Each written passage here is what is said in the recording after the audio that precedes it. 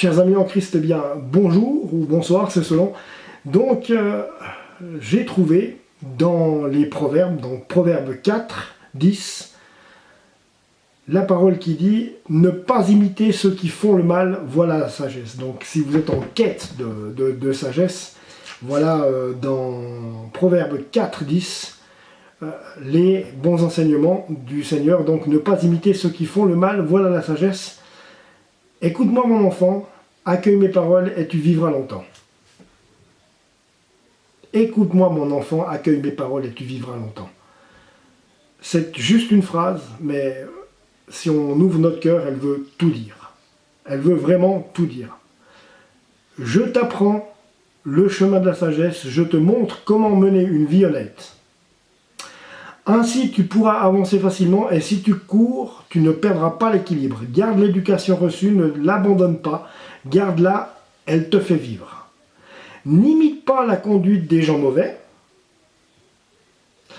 Ne suis pas la route de ceux qui font du mal. Évite-la, n'y passe pas, laisse-la et avance. Je pense que là, c'est clair.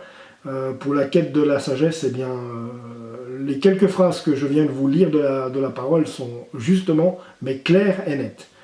Ces gens-là ne peuvent pas dormir s'ils n'ont pas mal agi. Ils perdent le sommeil s'ils n'ont pas fait tomber quelques-uns. Oui, ils se nourrissent du mal qu'ils font. Ils sont ivres de violence. Au contraire, la vie de ceux qui agissent bien est comme la lumière du matin qui brille de plus en plus jusqu'à midi. Mais la vie de ceux qui agissent mal est sombre comme la nuit. Ils ne voient pas ce qui risque de les faire tomber.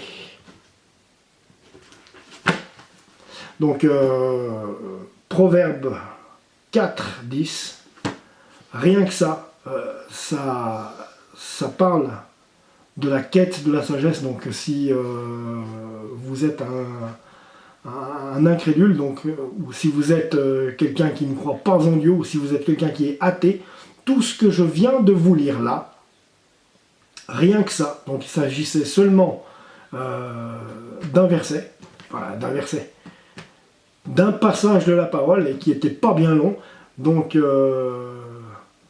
retenez bien le message. Donc ce que le Seigneur nous demande à nous tous, c'est exactement juste ce que je viens de lire là.